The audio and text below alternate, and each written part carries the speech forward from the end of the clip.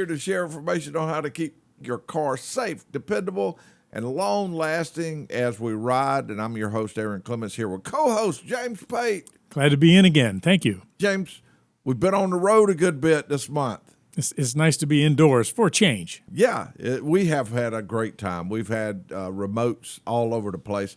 And I love doing remotes because you get the opportunity to talk to so many different people. We have talked to people in Mustang clubs, kayaking events, the driver of a jet-powered minivan, driver of a jet-powered motorcycle, just a lot of different people, along with being able to answer those wonderful questions that people call while we're out on the road, and they'll ask car questions. Yeah, and when you're out in those locations, you'll get questions there, even in the times when you're not on the air. They'll come to you before and after. So yeah, and you get to walk around and look at people's cars or look at their kayaks and look at the items that they have there. So we just have such a great time. But you know, the great part is, even though we're not out on the road, we can still take automotive questions. Anytime. And we're doing that. That's it. We're doing that today. So we want everyone to call in and ask their automotive question, because that's why we're here. Now, we have another plan along with that. The other thing that we would love to be able to do is discuss career opportunities in the automotive industry. And there's a bunch of them.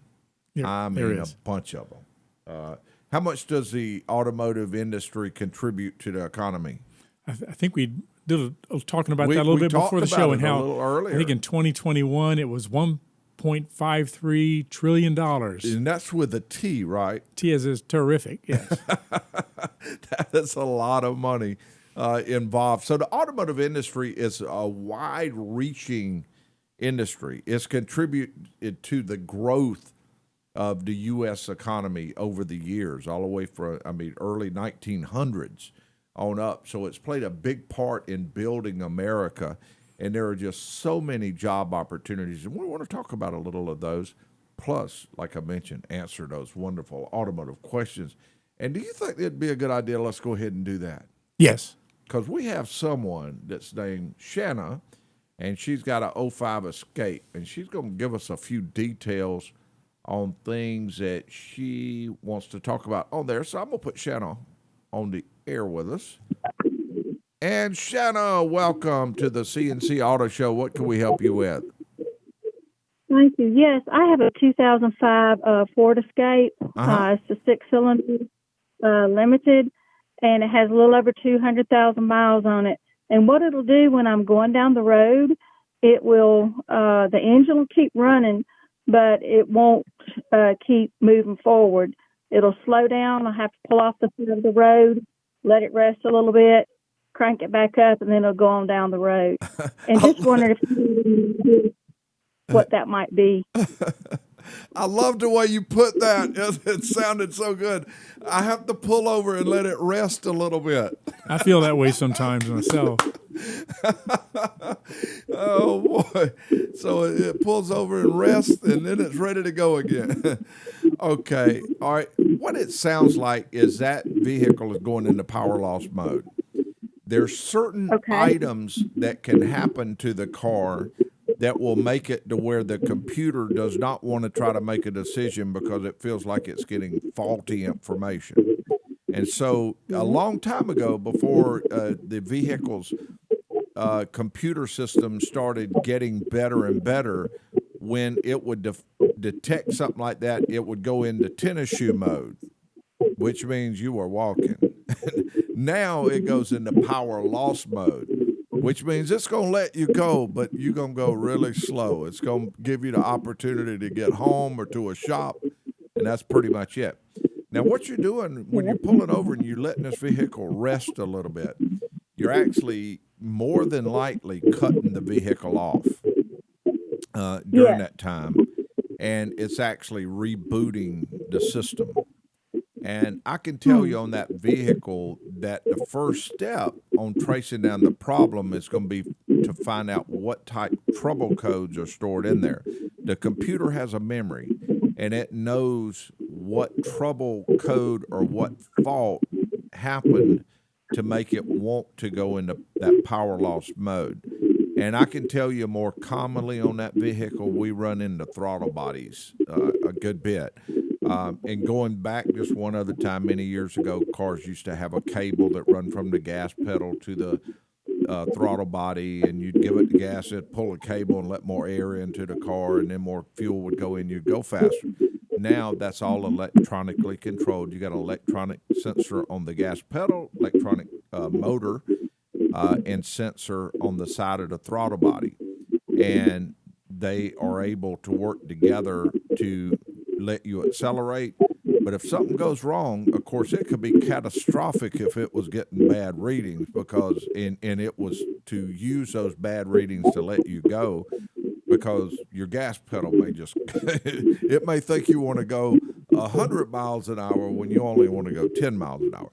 So what they do is, if it senses any problems whatsoever, it says, boom, I'm not going to take a chance on wrecking this car. It's not mine, so I'm not going to wreck it. So I'm going into power loss mode, and I'm going to get my driver home, but that's all I'm going to do. I mean, that's it. But when you cut it off, back on, let it rest a little bit, sometimes you're rebooting it, and it forgets everything that happens, and it don't do it again until it happens again. Does any of that add up, Shannon? It surely does. All right.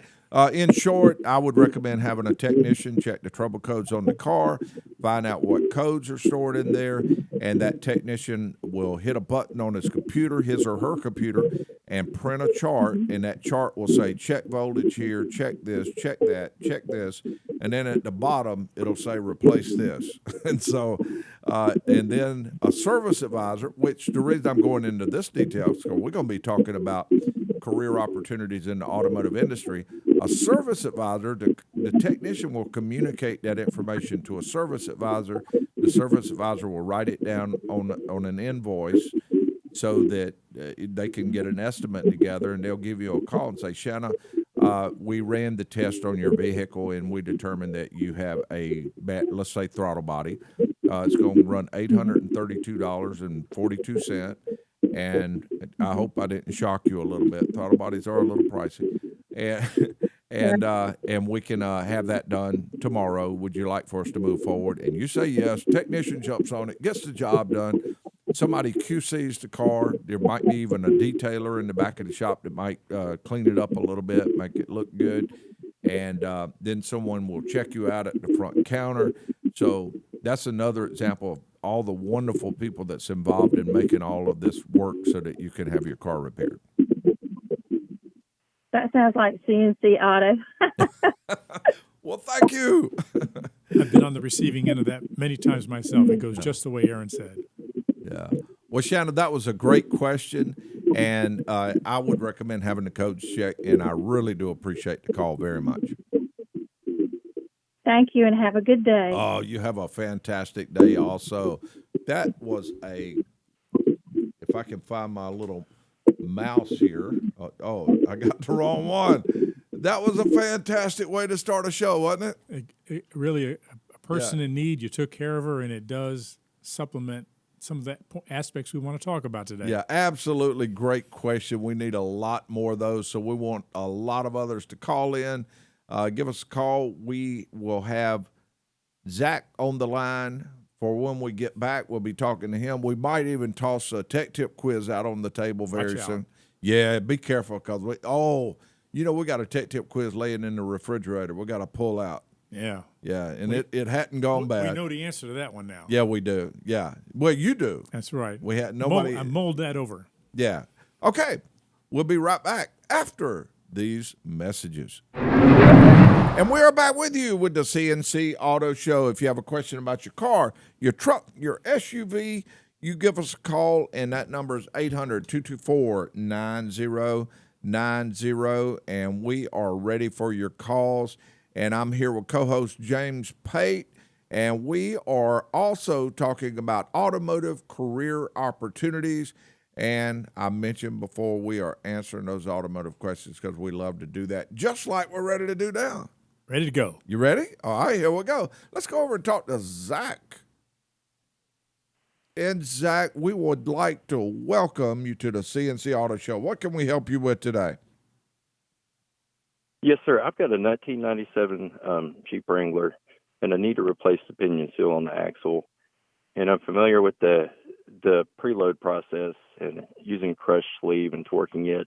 But I wanted to see how you can replace a pinion seal and avoid that. I've seen other people do it. I'm just not sure how they get around that step.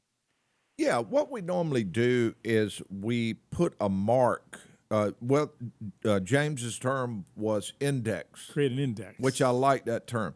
Create an index, but you just take a chisel and put a little mark on the spot on the pinion shaft, and then a little mark on the nut, and then you count the revolutions or the turns that it comes off, and you count those and pull it off, and then you pull the pinion out, put the new seal in. And I always recommend putting a little lubricant around the seal so it don't start out dry and mess it up. And put everything back together, and then when you put it back on, put it on the exact number of turns back on, and then turn it to the exact index that it was at.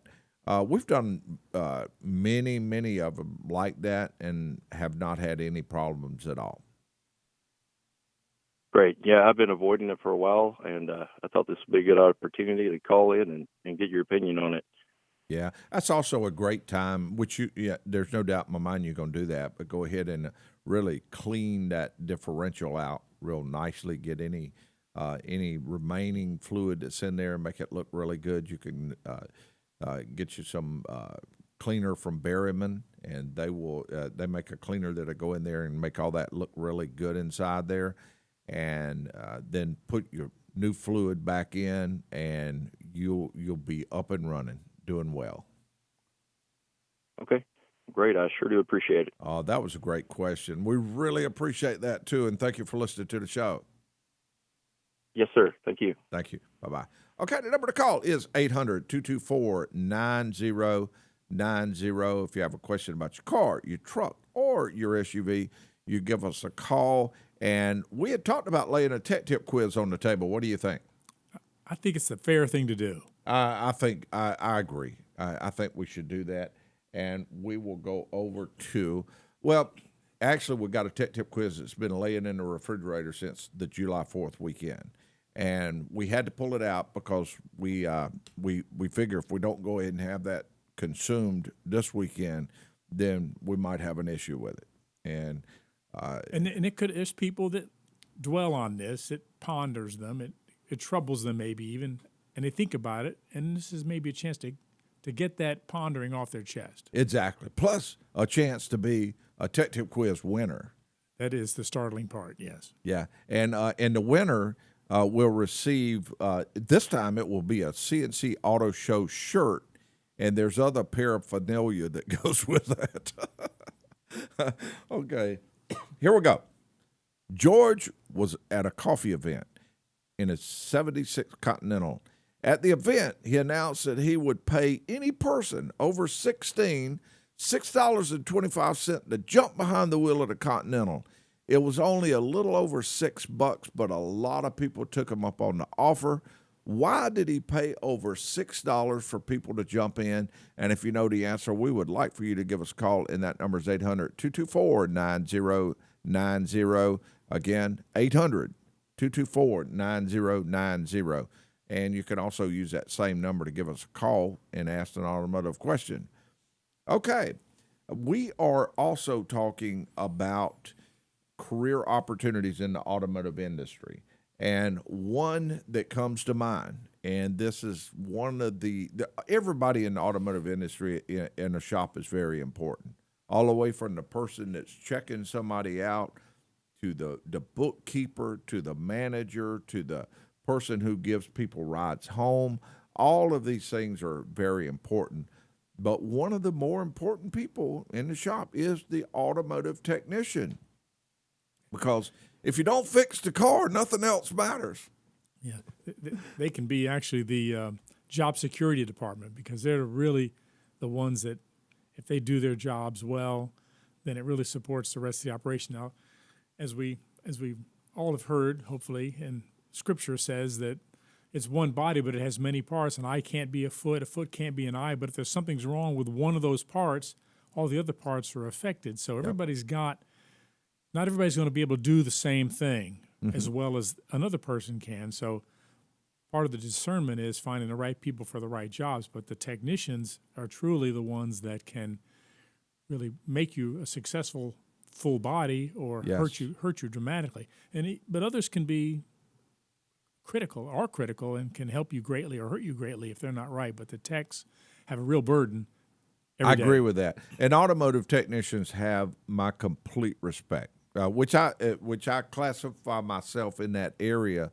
But these technicians now, with so many things that they do, they just have my 100% total respect in there, because they have to know so many things. They have to. Many of them have to know the complete computer networking system of cars. They have to have computer skills to be able to relay that information. They have to have computer skills to be able to look up information on what they're working on. They have to, and like I mentioned, communication skills to talk to the service advisor so that the information can be relayed over. They have to know how to work all types of equipment. All types of temperatures. In all type of temperatures. And they have constant new information coming at them every time a manufacturer makes changes. 3-minute stations. That's a critical part of ongoing training, I'm sure. Yeah. But with all of that said, technicians, they really enjoy, most of the ones that I know, they really enjoy their job. They make a very good living at it. But it is it's full of challenges, and I guess that's the reason so many technicians love that. Okay, so just a lot of skills involved. We're going to need to pull over for just a little bit, and we'll go ahead and gas up real quick. Yep. And we will be back on the road shortly with more of the C&C Auto Show. We do welcome you back to the C&C Auto Show. We are ready for your automotive questions. Give us a call. That number 800-224-9090. I'm Aaron Clements here with James Pate, and together we can answer those automotive questions, and plus we can say a few words about the automotive industry and career opportunities there. It's a great chance to learn more about the automotive industry, and also, you never know, you may know someone that may be interested in the automotive industry and looking for a career there. And there are a lot of opportunities. You think we should go to the phones? I think we need to be knee-deep in those phone calls. I think we should, too. Let's go. Let's do that. Okay, we have Linda. Linda, welcome to the C&C Auto Show. What can we help with? Hi, good morning. I've got a question about changing the oil and the frequency. I've got my son has a 2001 Kia Soul, and he has extremely low mileage. And it's been in the last 9 months, he's driven like 1,200 miles. And he hasn't had the oil change. He's been relying on the system to tell when the oil needs to be changed. That little light that comes up, it says, X number, percentage, whatever. Yes. Of the oil life. And is that a good thing to do? I love this question. This is amazing. No, absolutely. I don't like depending on that maintenance light, because that maintenance light, things can happen. The maintenance light could fail. Not to mention that maintenance light is set up in a way to where it counts the number of starts and cycles that it goes. It counts drive cycles, which has to do with the number of times the vehicle started, the length of time it's driven, then when it's cut off. Things can happen to make it get reset. For instance, a Chevrolet truck or a lot of Chevrolets, they reset if you was to cut the key in the on position and hit the gas pedal 3 times within 5 seconds, I think, it resets the light.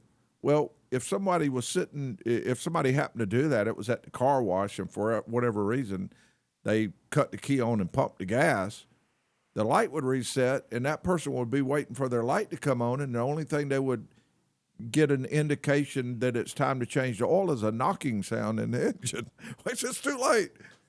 So no, I still love the sticker on the windshield as one of the primary methods of knowing when to change the oil. On that vehicle, I do recommend full synthetic oil, mainly because it is better.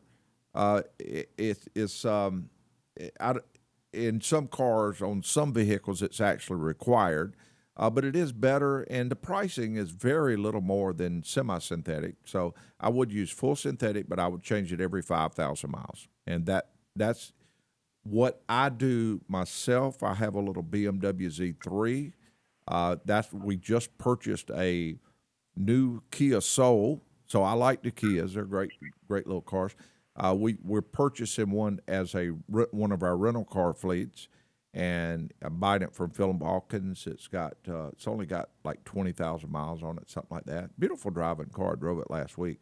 But one of the first things that we'll be doing, changing the oil, putting a sticker up there. It'll say every 5,000 miles. And then on top of that, most shops that you work with, if you go, and that's the reason I love people building a relationship with automotive repair shop. Most shops, if you change that oil, they will send you a text message in what they have figured to be about 5,000 miles for you. Now that text message won't be as accurate because what they're dependent on, they might say, well, this person is driving 1,500 miles a month, and so I'm going to figure this to where in about 4 months, I'm going to send them a text saying you may be due for an oil change. And so I recommend that. And then even if someone thinks that there might even be a chance that those others may fail, I would put it to where every 3 months it pops up in your phone on the calendar and says, hey, check, make sure the oil's been changed. It takes a second to clear it. But the reason I say that is oil changes are critical. That's one of the hardest conversations I ever have with a person is when they come in, their engine's knocking, they have low mileage, their engine's knocking, and you have to tell them that they need an engine. So you are on top of it there, Linda, in making sure that it's done properly. Well, the thing of it is, when we say low mileage, he's had the car for almost coming up in September. It'll be 2 years. Mm-hmm. And he barely has 6,000 miles on it. It's more like 5,000 miles. So when you say to change it every 5,000 miles, good point. He's not even making that in a year. Okay. What I would recommend doing is after let's say that 5 months goes by, 5 to 6 months goes by, he hadn't been that many miles. I would recommend having either him do this if he enjoys working with cars or taking it to the shop. Letting them just look the car over a little bit. Just check the engine oil again. He should be doing that about every month anyway. But check the oil, make sure that looks good. Check the brake fluid, make sure the coolant looks good. Nothing unusual. Look at the tires.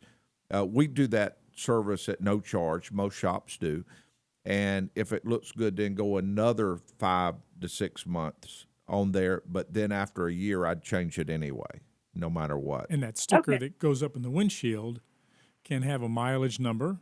It can also have a date. Oh, great point, James. That's the reason James is here. He comes up with these great ideas, too. Maybe it's a year that you got to change your oil. Yeah, there's always a date up there. Now, I normally would still put 5 months or 5,000 miles, but you got to figure that if you look at it and the mileage is not there, you can say, well, this was due in June of 23, but because I hadn't been that many miles, I'm going to go ahead until December of 2023 before I change it. Because vehicles the crankcase builds up a certain amount of moisture inside, and you want to go ahead and get that oil out of there no matter what after about a year. And that's cheap insurance. I mean, you're talking about $50, $60. Well, I guess more like 60 or 75 with the full synthetic that you'll be spending once a year and getting the inspection at the same time, because most people will do an inspection at the same time. that they changed oil. Cheap insurance on a vehicle now. All right. Well, Yeah. thank you so much. You thoroughly answered my question. Well, Linda, Appreciate that it. was an absolutely awesome question, and we really do appreciate it. All right. Thank you so much, and have a blessed weekend. Yep. Thank Thank you. And you do the same. Another great question. I love those. Yeah. Okay. We are talking about people in the things in the automotive industry, career opportunities in the automotive industry. We talked a little bit about technicians, which is like I mentioned, I respect those automotive technicians so much. They and I could tell you, technicians care a huge amount about people. The ones that I know, they care a huge amount about people and cars. They will do amazing things to try their best to solve a person's problem, or a vehicle issue. And I can tell there are some hard ones out there. You got to figure you got this rolling computer. It used to be it was a car. Now this thing is a rolling computer with sometimes 50, 60 modules around the vehicle that are communicating with each other. Yeah, the wiring diagrams have changed over the years, haven't they? Yes, they've changed. And to work on it used to be you'd have to know that the dwell set at 30 and the timing was 2 degrees on that car. And if you got those two right and adjusted the carburetor a little bit, it's going to go. Now you got, mega pages of information that there's no way to know it all. So technicians have to know how to look that stuff up. And I have seen them go way, way beyond what anybody would ever go to solve problems. So they're big in automotive industry, but I also want to mention what an amazing job service advisors have and some of the things involved in it. But I think we got another caller. So instead of that, what I'm going to do is I'm going to lock this caller in. We're getting ready to pull over to the side just for a little bit. But I figure if I go ahead and bring them on, well, I tell you what. Hold them in suspense. As soon as we return, yes, we will be going to Promise. the person with the 2011 Buick Enclave. We'll be right back after these messages. Automotive career opportunity question. We have you covered. James Pate is here with me, and the number's 800-224-9090. That's on any Saturday morning, 8:05 to 10 Eastern Time. You can also watch the show live on Facebook or YouTube or at C&C Auto Show. And we made a promise before we went to the pulled over a few minutes ago, and that's that we would go over and talk to possibly George here that may have a 2011 Buick. And wait for it, we have George. Welcome to the show, George, and what can we help you with? Thank you for taking my call this morning, Aaron. I want your thoughts on a 12-year-old Buick Enclave that has fairly low mileage. However, I'm of the opinion we need to stay ahead of the maintenance. In conjunction with your last call about the oil change, this timing chain, water pump issue needs to be stay ahead of it. It can break, and I'm thinking that time is as important as miles. I know we're just not quite there on the miles yet with this vehicle, but 12 years old, probably should be changing that. What's your thoughts? Well, I could tell you, now that vehicle, if I'm not mistaken, does have a chain and it does not have a belt. Is that correct? That is correct. Okay. All right. Now, a vehicle with a timing belt, I do believe in predictive maintenance. You are correct. If it had a belt, and the owner's manual said to replace that belt at 90,000, or it said replace it at 100 or 110. Whatever it said, I would do it before that and before 10 years.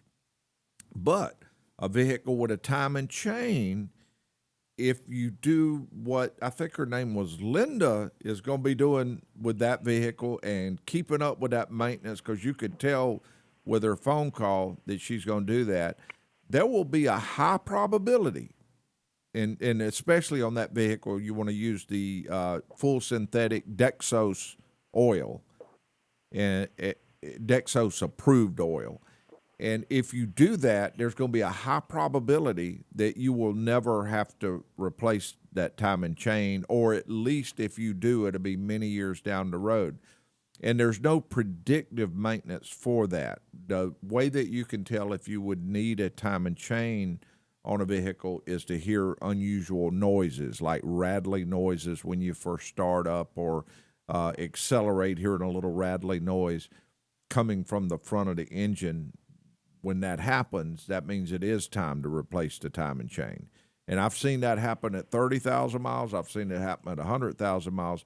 But it's directly related to how that vehicle has been maintained and the oil has been kept changed. And on a water pump, it used to be water pumps would go out at 75,000 miles. Now, if the coolant is changed on a regular basis, because coolant does more than just keep the water from freezing. Coolant helps in the transfer of heat, but also it has additives in it that keeps water pump seals lubricated. It keeps corrosion from building up inside the system, and it makes your whole cooling system, radiator, heater cores, water pumps, intake gaskets, all of these things are going to last much longer if you keep that coolant changed. And that's usually after about the first 3 or 4 years of a car. I would do it every other year on most cars. And it's gotten a lot more effective now with the coolant exchange systems. Before, Yes. you never got it all out. Good point. And now, so it sounds like your recommendation here is not so much change these parts at a certain time, but do the things that keeps you from having to change those parts. Exactly. So oil Oh, you change hit and it, coolant. man. You hit it right on there, James. Absolutely. Maintaining a car is what makes all these components last a lot longer. For instance, rear differential. Not instead of waiting for a noise, go ahead and change that rear differential fluid when it's recommended. Some cars it's 50,000 miles, some it's 100,000 miles. But do it when it's recommended, or have a service advisor at a shop that you trust, and when they recommend something, do it. For instance, if the transmission fluid is discolored, that would be a great time to exchange the transmission fluid. And the new systems now for exchanging brake fluids. If you've Oh, you yes. test the moisture in that, if I'm correct, can cause problems for ABS. If it's Exactly. not- You can have very expensive valve assemblies can go bad if that gunky brake fluid gets up inside that valve assembly. So, George, that's a fantastic question. But in short, I think I would, instead of spending money on the timing chain right now, spending money on the water pump, I believe I would take that owner's manual out or sit down with the service advisor and say, when do you think I should have this coolant exchange? Let me set up a good strict schedule on keeping this oil changed on a regular basis. When should I have my brake fluid exchange? When should I have my rear differential fluid exchange? All of these, in transmission fluid exchange, all of these things, and work out that great maintenance schedule. High probability you won't ever need to do those other very expensive items. And if you didn't buy the vehicle new, as happens with me, I'll get a car. I have no reliable service records, so and I buy them with miles on them. So I'll come to C&C, for example, and we'll go through and we'll just change the stuff. Now we got a benchmark. Yeah, and and then I you're go on your ahead and schedule. start fresh. And I'm like you. What's the price of a new car now? The average price, Painful. $46,000 average. So no, I like to maintain mine also, so I don't need to go through that 46 deal or more. I thank you for your thoughts there. And yeah, we work hard on the oil changes. I have to keep them up. Thoughts on that, or they'll forget about them. But that's it. Very interesting, and it's going to save us about $1,500 and some money we was going to fix and to have to spend. I thought, but And I like knew it you did there, because so- if you listen to this show and you made a phone call like that asking about that, there was no doubt in my mind that you take care of your vehicle, and I think that's awesome. I got one more question if you have time and nobody do. backed up. We're ready. I have recently come across technically a one owner 2006. Breaking up on the phone. On it? 2006 what? Yeah, George, you got me all excited because it was a 2006, and boom, the phone went dead. What type vehicle was it? LS 430. Lexus 430. Oh, wow. Yeah, beautiful. And I think there's another couple 100,000 miles left in this car, and it's a one owner. Hadn't even been cranked up for the last 6 months because of some personal issues in that family. But anyway, I've got an opportunity to purchase this car, and I've already been to see Barry one time with it, and so we got to go back and do some more. And your recommendations to not to know the history of the car, I'd like your thoughts on that. A 70,000 mile Lexus. Yeah, 70,000 miles. use I it believe as a I daily would driver. go ahead and do the pretty much the same thing I did with my vehicle when I bought it. Now, it had more like 95 or 100, but I went ahead and changed the oil so I'd have a starting point. I changed the rear differential fluid. I changed the brake fluid. I changed the coolant.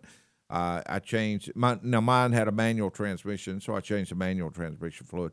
But I just went through the whole shooting match because at about that range, you're pushing at about when all of that's due anyway. Then you got a great starting point. And you got to figure you do those things to the vehicle, then you're going to be able to drive it probably, other than oil changes, most of those fluids are like 70, 80,000 miles each. So you're going to go years before you have to do it again. And you're going to feel good having it done. You're not wondering, yes, am I overdue? Yeah, if you hear something, an unusual noise, you don't say, oh, I didn't change that fluid. And it's not a passenger and I'm making that worried. noise. So, yeah, I think that's a great question. And congratulations on a vehicle like that. Things like that are getting very, very hard to find. I was going to get your opinion on that model car. You don't know the specific car, I know, but you certainly have a good knowledge on the various models out there. And this car seems to be a very fortunate opportunity for me to get. Well, I'm going to tell you, those are awesome vehicles. Awesome vehicles. They're well built, last a long time. So I think you're going to really enjoy that. And, George, we really do appreciate that call. Thank you very much. Have a great weekend. Bye, You George. too. Okay. Oh, wow. The time clock's on E. We got to run. We'll be back very quickly with more of the second half of the C&C Auto Show. Back to the C&C Auto Show, second hour. We had a great trip the first hour. That's right. We didn't break the speed limit. It was just a nice cruise. Well, that was because of the radar detector. Radar detector and the calls. They Yeah, always if help. If we wouldn't have had that radar detector, we'd have got caught. Okay, we want you to jump in, buckle up, hold on. I'm Aaron Clements, and I'm one of you drivers. And we have James Pate here with me, and he is another driver. And we are with the C&C Auto Show, and we are here to answer your automotive questions because that's just what we like to do. It's a lot of fun. And we are also talking about career opportunities in the automotive industry. So if you or someone you know may be interested in something to do with the automotive industry, looking for a career, there's so many great opportunities in the automotive industries. Everything from automotive technicians, you have marketing, you have service advisors, you have detailers, you have part specialists, you design car salespeople, people that check people in and out at rental car places. Just huge. $1.53 trillion. 3%, I think. GDP. It is GDP. Yeah, that is pretty huge. And You so can find yourself a spot somewhere in there. yeah, so we'll be talking about a lot of that. We want you to call in and join the fun, and that number's 800-224-9090. That is 800-224-9090. You can also watch us on Facebook, YouTube, or, a lot of other places, Instagram, all that good stuff. Let's go to the callers. What do you say? It's time for calls. It is time for calls. We will do that. Let's start with Jeff Pate. All right. I think I know him. I think you do. Okay, Jeff, welcome to the C&C morning. Auto Show. Well, thank you for taking my call, gentlemen. It's nice to hear you out today. You're actually talking about a subject I spent 40 years working in the auto industry, from technician to store manager, salesman, and there's a lot to be done there. There's things you didn't even mention that are part of it. So it's a great field to be in. It's changed a little bit, but it's a very rewarding field. But I think I've got an answer to your tech tip quiz. I've been studying on it for days. Oh, okay. Well, you know what we need to do? First, we're going to need to put you on stage. Yes, sir. And here we go. Be still.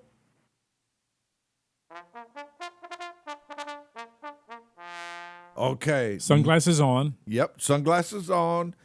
All right. Yes, they are. The lights are all beaming down on you. It's hot. Yeah, wipe that sweat. Wipe the sweat from your forehead.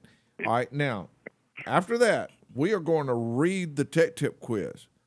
And then after that, we are going to be waiting. That's right. I'm gonna move to the edge of my seat right now. Yeah, I'm jiggling around a little bit myself here.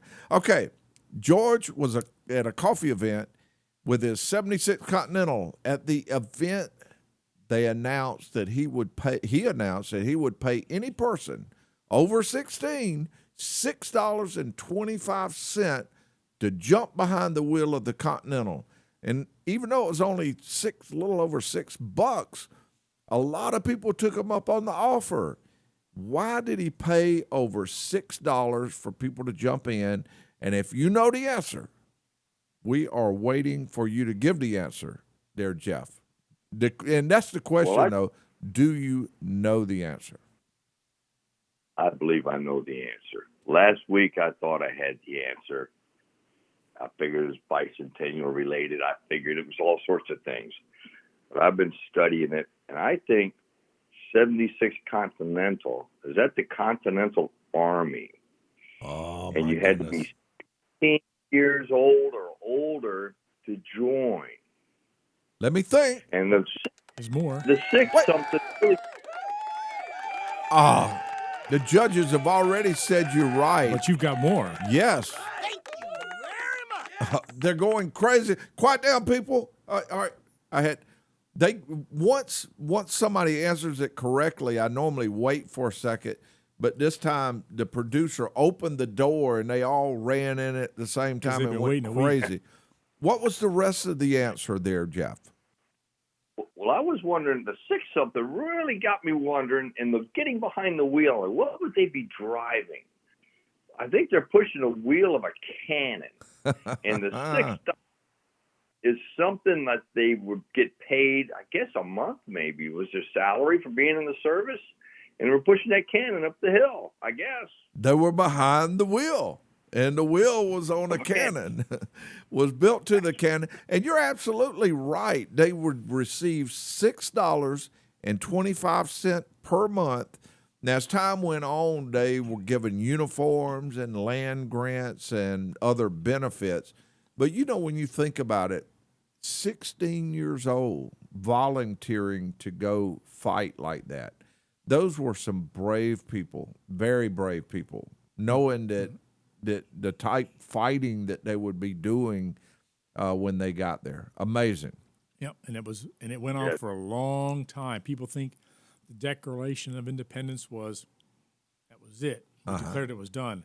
That was just how it started. I think the battles went on for 8 years. Yes. Our country was founded by some very brave people who sacrificed much as signers of that declaration. Yeah. Many of them. And we have and we're able to live in a free country because of the sacrifices that all those people have made. We need to be very thankful for that freedom. And Jeff, I'm very thankful that you answered our tech tip quiz, because that thing, if we would have put it back in the refrigerator, there's a chance it wouldn't have been good by the time we got back. Freezer burn. Let's hear from that crowd one more time in there. Let's see what they have to say. All right. Thank you very much. And I believe I'll be able to get all your information, so you won't have to hang on the line. I'll have that information, and you will be receiving the shirt and some other paraphernalia to go along. And you also mentioned before your years in the business, and not only was it challenging, but it kept food on the table, raised a family on it, and it lasted a long time. Yes. Well, I tell people that most every ounce of my body has been because of automotive industry. I've my father was in the automotive industry, and I was blessed with a wonderful father who worked very hard. And you're right, it's changed, but I feel like the automotive industry in many, many ways has changed for the best. Well, and although there's changes, the same personal responsibility characteristics yield the same success in the workplace. You get up, you dress up, and you show up. Mm-hmm. And if you work through your day and try to take care of everybody that comes through and treat them the right way, success will come. And Jeff, I don't know if you agree with this, but if someone was to ask me right now what I have enjoyed most or what I love most about the automotive industry, now of course I love nice equipment, I love nice toys, I love being able to drive a lot of different cars, but my number one is the people. James looked toys. at my arm. I wrecked my dirt bike last week again, but it's the people. The thing I love the most about the industry is the people. They all share. They love cars. They all just absolutely wonderful people. So that's my number one thing. And Jeff, that's kind of like what I was going to say. I was in the business for 40 years, and I had customers follow me for 40 years from whatever I did. Yes. I tried to treat them right, did the right thing, and the reward you get, not financially, but when you're walking down the street and they acknowledge you and say, yeah, that guy took care of me. He did the right thing. I appreciated the customers appreciating the hard work I put into it. That's probably what I felt the most about. Yes. We feel the same way in that area. Jeff, I really appreciate the call, and we do appreciate you answering our tech tip quiz today. Yeah, you almost had me on that one. I was on the lake last week, and I couldn't figure out, but I stayed home today. My son's out there with his wife, so I had to stay here and answer this question with you. Didn't want to miss it. Well, thank you. You have a great weekend. See ya. I'll see you. Okay, the number to call, 800-224-9090. We'll be right back after this. James Pate, and we are here to have fun, talk about automotive career opportunities, and to answer your automotive questions. That's what we love to do. And the number to ask that automotive question is 800-224-9090, and that's on any Saturday morning, 8:05 to 10 Eastern Time. You can also watch the show live on Facebook or YouTube or at ccautoshow.com. You just give us a call. And it is time for the mailbag. No, actually, this is, I think this had to do more with a call. A good friend of mine in Texas named Evan called me last week. And so it wasn't really an email. This was an actual phone call. Been knowing this person a long time. Loves to work on his own car. He asked me if I knew of a way to repair scratches on the windshield. Now, James, you might know a way because you are just awesome with making a car look good, but I didn't know of a way. I've tried before to get scratches out of a windshield. You know, when they, in the front, how they just kind of have that they follow where the wiper blades used to go. And you look at it at night and the light reflects on it to where it almost, you just can't see very well at night when those scratches are in the windshield. And I told him that I've tried before, but I just didn't know. Now, this friend of mine, I could talk very bluntly to because I could just open up and we we just very blunt with each other. And I said, Evan, it sounds like you just need another windshield. And the thing, though, that I would recommend is to keep it from happening again, I'd recommend replacing the wiper blades on a more regular time frame. Because that's what happens. The wiper blades, they get hard and brittle over time. And then, of course, the car may not be clean. And so they got these hard wiper blades going across something with dust or sand on the windshield. And it just, when it goes across there, it scratches the windshield. And because of that, you don't really see it as much in the daytime, but you see it at night. So I recommended that he use the Peak Silicone Plus wiper blades with the tri-layer wiping element because that just plain, it cleans very well, wipes the windshield clean, but it's also a rubber that it don't scratch the windshield. Now, even any windshield wiper you have to replace from time to time. The more they're in the sun, I think the quicker they break down. You know, something else I thought about. Now, you wouldn't run into this time of year, but another thing that I feel like can happens on a lot of wiper blades is people get frost on their windshield, whether they had the car sitting overnight or they had just driven it somewhere to a hotel and sit overnight, and the next morning get on and cut their wiper blades on to get some of that frost off of there. That's got to wear the wiper blades down because it's almost like sandpaper going across the wiper blades. So for whatever reason, the wiper blades just go bad after time. They're made out of rubber, and they need to be replaced, need to be inspected. So if you replace them before they get to that point, it'll keep you from scratching up your windshield. That's what I told Evan, and he told me to shut up. Yeah, he didn't want to pay for the windshield. No, but I think it's a good idea to replace your wiper blades regular basis. Peak tri-layer wiper blades, in my opinion, are just absolutely fantastic. They clean better than any blades I've ever had, and they'll and if you do that on a pretty regular basis, you won't have to buy a windshield. Okay. Yeah. All right. Now, next thing, we're still talking about automotive career opportunities, and one of the items that I think is very important is the service advisor. That is a very important person in the shop, because they're the one that the technician is communicating with. So the vehicle comes into the shop first, and that service advisor wants to do a lot more than just write down what's wrong with the vehicle. What a good service advisor does, and this is one of the reasons they ask so many questions. The vehicle comes in, and the person says, well, my car wouldn't start. Well, the service advisor needs to ask the question, had the car been sitting overnight and it wouldn't start? When the car would not start, would the engine spin over properly? Did that part sound okay but not catch, or did you turn the key and it not spin over at all? Was it raining outside? Was it hot outside? Had you been driving? Were you parked a lot, or did it cut off and you pulled over to the side of the road and it wouldn't start? What's all the details? And the service advisor gets all that information and puts it on a paper, repair order is what we would call it, and the technician's able to read all that and get the information he or she needs to be able to diagnose the car. And then after the technician has come up with the problem, then the service advisor needs to transfer that information to the customer and let them know what was wrong, how much it's going to cost to repair the vehicle, and that service advisor is one of the most important people in the shop also. And so you think about it from my side. See, I'm not, for those who don't know, I'm a customer. I'm not in the C&C business, but I can see that the service advisor's job is a juggling act too, because how many vehicles do they have that are their responsibility to interface between a customer and the shop? The service advisor is going to know the shop techs pretty quickly, but the customers are varied.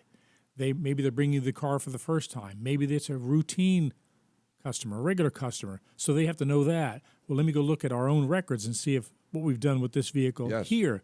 And the customers all explain things differently. You mentioned the word start, the car wouldn't start. We got to make sure we're talking about twisting the key won't start. They might mean, well, it wouldn't go forward after it was running, things like that. So they've got to be an interpreter amongst all these people that they deal with and convey that accurately into the shop so the shop's efficient with their time and aren't chasing the wrong thing. I think probably one of the toughest things is when the car gets towed in and you don't know.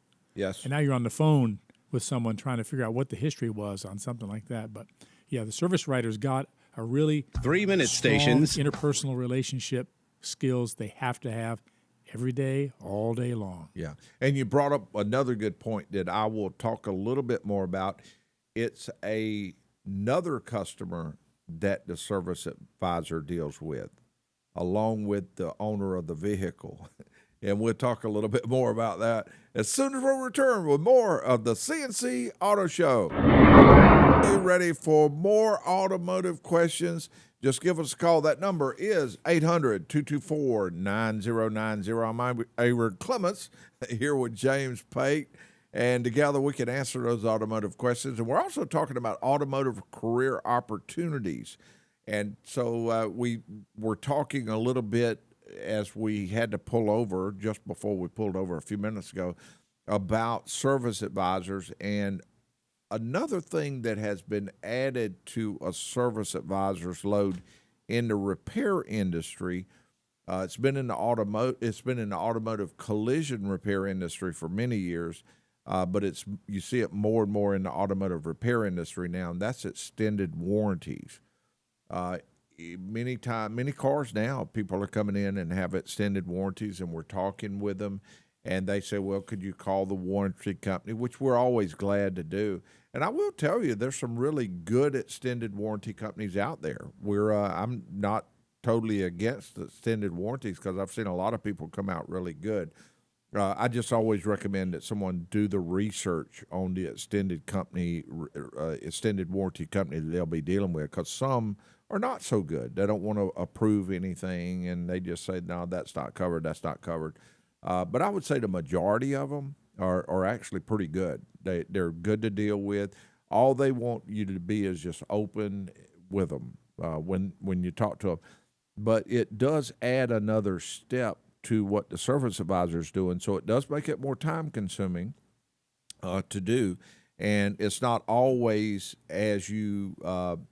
it's not always something that's no charge to the customer. Sometimes warranties are sold and just under the assumption that you won't have to pay for anything, and when you go in to have your car repaired, all you do is say, get this done and come back, get the keys, and drive off, and you don't owe anything. Yeah, and that's the feeling you get from the advertisement. But of course, exactly, it doesn't cover tires or brake linings or things like that are normal wear. And I think the coverage even varies more dramatically on components too. So. It does, and there's some things that it may not be covered that you would think would be covered. So the service advisor has to explain all that, and they have to go through those details with the warranty representative and find out what is covered, what's not covered. So and they have certain things that they want that service advisor to have tested. And then once they do that, they have to call that warranty company, find out what's covered, what's not covered, adjust the ticket so that they can tell the customer what they owe to have the car repaired. Right. So in effect, they're doing a lot more. So many times, if you have an extended warranty, you might find that the time to get everything done does take a little bit longer than a regular repair. Not saying that's bad, and not saying it always takes a lot longer, but sometimes it is a little longer. So be patient with that service advisor when they're dealing with an extended warranty. That's a big thing. Good. All right. And another area that I wanted to cover, having to do with the automotive industry, that has always it's been around for many years, having to do with dealerships, but now you see it in many other automotive repair facilities. That's repair and collision repair, and that's when it comes to IT work. Most shops have computers everywhere, and those computers have to work together. They have to work, and they have to work together. And to do that, you have to have great people that do IT work. And that is a very important part of the shop now. So you have computers that have to work together, and then another person that is there that used to be mainly for larger dealerships, was having to do with the marketing side. But now shops need to have, they have to be able to inform the customer when oil changes are due. They have to be, let people, you have the social media side of it that needs to be tended to. And you've got polling where you take customer feedback. That's a system that's got to be monitored and managed. So that's a whole nother area that is in the automotive field that people are needed for. So I think one of the main things that people are thinking about a great opportunity, especially some of the kids there that may have graduated and they're looking for the opportunity, what do they want to get into doing. I think it's very important to look very closely at automotive repair industry. Not only the automotive repair industry, but even on the sales side. I think you have worked on the sales side. Is that correct? Got a great benefit story about that. Sure. Uh-huh. I was in automobile sales for 10 years, and at one point on a Saturday morning, the first customer prospect ahead of the day, to my great fortune, is now and has been my wife now for 35 years. She came and bought a car that we had there. So that was pretty tough to top. So you meet a lot of people, and sometimes you meet the person. So in my case, that's what it was. So that's how Joan and I met all those years ago, and still going strong, which is great. And you talked about a moment ago about the automotive field and people learning whether or not they want to be involved in it. I got a email the other day from one of the senators in our state. Sign up for and audition for internships. And I thought, that's interesting. I wonder if in the summer months, if that wouldn't be a good thing for students in high school who are, let's say they got the driver's license. They can get around and moving around on their own. And if they want to know if this is right for them, they come and they might get to see and shadow service advisors or with precautions for insurance liabilities, see what goes on in the shop and learn about the automobile industry and decide, well, is this therefore something that maybe I want to go to a technical school? And there's one here in the Augusta area, which is doing very well and expanding. That might be an opportunity for folks either in dealership or standalone or multiple point operations like this one here to really get an idea whether it would be right for them. Maybe it happens already, but it just occurred to me when I thought about that intern email I got the other day. Yes. You ready for an email? Yeah. Okay. Now, we did get this particular one from an email that we had, and this was from, who was that? That was Jake. Jake wrote in asking about an '05 Nissan Maxima, and it seems he has 195,000 miles on this vehicle, and said it has a misfire in it, and he plans to install a set of NGK coils or what his original question was, how can he tell which one is misfiring? And he plans to put a whole set of NGK spark plugs in the vehicle, but he was asking if I could tell him how to tell which coil was bad. And really, I recommended just going ahead and replacing all the ignition coils, because some of those are on the back side of the engine. You got to pull a lot of stuff off to get to the rear coils. And if you're pulling all that off and you're going in and only replacing the plugs, and even if you knew exactly which coil was bad and you only replaced it, you would stand the possibility that in the near future another coil would go bad back there, and you have to pull all of that back off again and then put it back together. And then, of course, you got the third one that you might need to be replaced. So this is a coil-on plug scenario? Exactly, coil-on plugs. I've seen them it's behind the intake, and three of them. They have a tendency to cascade. Yes, and one to go bad, one after another. And with that many miles, 195,000 miles, I recommend just go ahead and put a whole fresh set of NGK spark plugs in there and go ahead and put a full set of NGK coils on there. And you do that, you're able to drive another 195,000 miles without having the problems again. Mm-hmm. And I think sometimes when I've been occasions when a coil starts to fail, it'll actually ruin a plug, can't it? Yes. Yeah, because of the misfire, and you'd have unburned fuel, and unburned fuel would get on the spark plugs, and then you'd be back to square one again. And then you'll be pulling all of the intake stuff back on and get off again and putting another one back in. It's better to go ahead and do it all at one time when you have that many miles. Now, if you have a misfire and it's really low miles, many times you may do well just replacing one plug and one coil in just one cylinder. But once you get up to that point, the rest of them is going to be right behind it. Like a pair of shoes, better to go ahead and just get the whole deal taken care of. Buy one at a time, eh? Yeah, instead of one at a time. So I hope that helped, Devin. I mean, that's what I would recommend doing. It's what we do on many cars. We had a Ford van here recently, and a Ford van, it's a little bit involved in trying to replace the plugs or the coils. So we went ahead and recommended a whole set. I feel like that was a great suggestion for him also. So just put a set of NGK coils in there and plugs, and you'll be ready to roll. Okay, we will be right back with more of the C&C Auto Show. Welcome you back to the C&C Auto Show. We are answering car questions, and we're talking about automotive career opportunities. And the number to call is 800-224-9090. That's on any Saturday morning, 8:05 to 10 Eastern Time. And you can also watch the show live on Facebook, YouTube, or at ccautoshow.com. Yeah. You give us a call.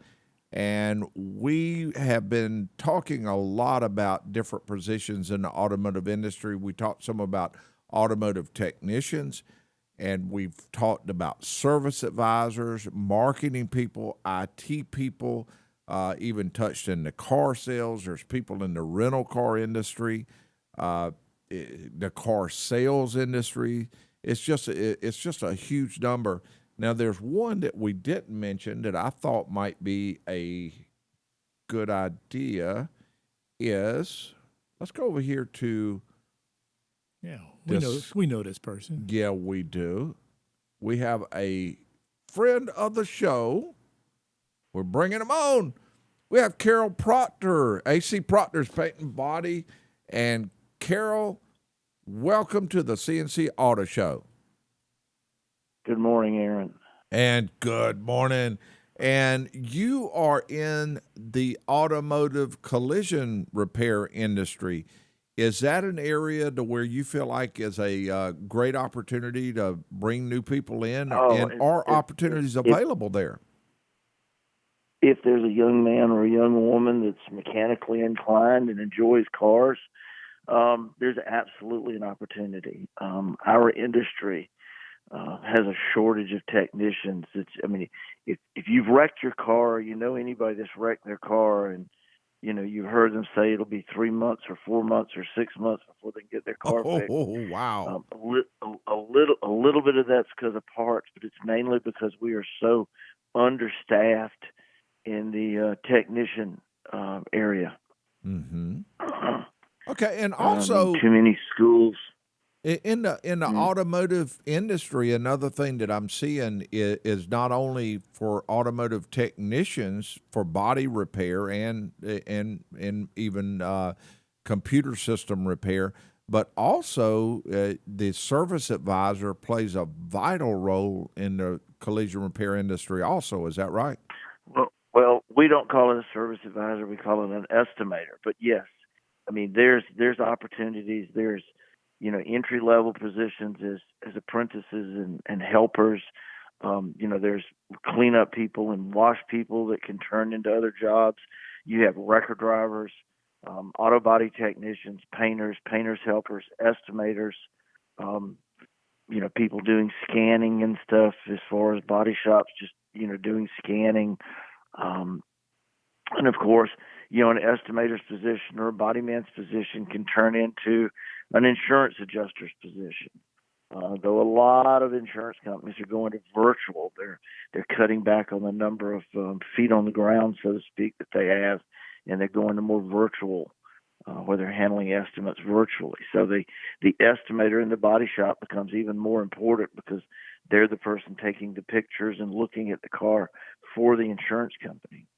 That was a question I had for you there, Carol, and a lot of the people listening to the show may not know a lot of the changes that are going on in the automotive industry on the way things are handled. But for instance, even on extended warranties, many times we'll be asked to face call an adjuster that's wherever they might be, and we will walk around the vehicle and show them what's wrong on the phone as we're talking to them, and that way they are able to do their inspection process and know what the insurance company will pay for Are you seeing that a lot more in the collision repair industry also? Well, yes. The three largest insurers in the Augusta area, and I won't mention their names, but they collectively, let's just say 10 or 15 years ago had, 6 to 8 adjusters on the ground looking at cars every day in the Augusta market. One of those companies has 0 people on the ground in Augusta. One of the companies has 2 people on the ground in Augusta, and another one of the companies has 1 person on the ground in Augusta. So they're doing more of their information either with pictures or virtual, or like a Zoom call or whatever type of face call that they may use, and being able to determine what needs to be repaired that way as opposed to a person, and then they're able to handle. One person's able to handle many, many more without having to do the travel. From the A&D Carpets. I don't know how well they handle it, because a lot of it has to do with what we call severity control, where they're writing an estimate, and the terminology is, well, we wrote the best estimate we could write with the photos that we got, and they write a very lackluster estimate, and then the shop has to get it in, tear it down, take additional photos, and prove the damage. Whereas years ago, adjusters and folks would write, they'd be there and pulling the bumper back and looking behind it, and opening the hood and looking around and seeing more damage, and they would write everything they could physically see. Well, of course, a person, on a call center somewhere in Dallas or Phoenix or Atlanta only can write what they can see in the pictures. Mm-hmm. So estimates get underwritten by what the end result of the estimate ends up being much more once it's in the shop and torn down. So in short, the collision repair industry is very much like the automotive repair industry. They are both doing much more online as they did before, much more in a virtual sense than they did before. And in doing that, one person can handle a lot more. So somebody that's interested in most any industry that has to do with the automotive repair industry, be prepared to work with computers a lot. Have some computer skills and be ready. We may have lost Carol. And it sounds like in the automotive industry, or rather the auto body repair and collision industry, because they're almost always working with insurance companies, unlike the technicians in your shop where it's periodically, they're in a position of advocacy for their customer with the damaged car, working with that insurance company to make sure that they get everything that they need to do the right thing for the customer. So that's doing a good job to begin with, but getting the clearance to do the job the right way as an advocate for the customer to the insurance company. Yeah, and we lost Carol, but I want to say thank you, Carol Proctor, AC Proctor Paint and Body, and they for coming on board. He's always very helpful for information on the radio show, and we appreciate that very much. And again, collision repair industry is a great part of the automotive industry to be a part of. So I think it was good to have this discussion of the things that's available out there for that. There's everything from driving vehicles to customer service to computer skills. And there's the opportunities within manufacturers. Looking at the industry horizontally, you could be working for the PB Blaster Corporation that manufactures their products, or you could be working for Berryman product line, or any of these the new manufacturers of batteries, for example. They've got all those products have got to be not only engineered, but they got to be distributed and marketed. So there's all kinds of places to be. Cars. And trucks, and trucks. And trucks and SUVs. Okay, the time clock is on E, and we do need to pull over and get some fuel, but we'll be back on the road next week with more of the C&C Auto Show.